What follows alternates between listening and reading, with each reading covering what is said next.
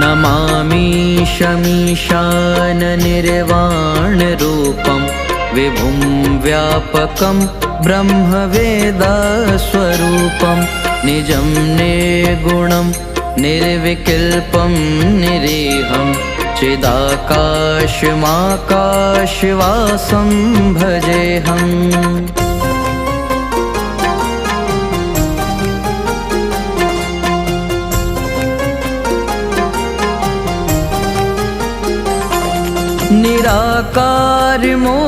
निराकारमोकारमूलं तुरीयं गिराज्ञानगोतीतमीशं गिरीशं करालं महाकालकालं कृपालं गुणागार संसार पारं नतोऽहम्।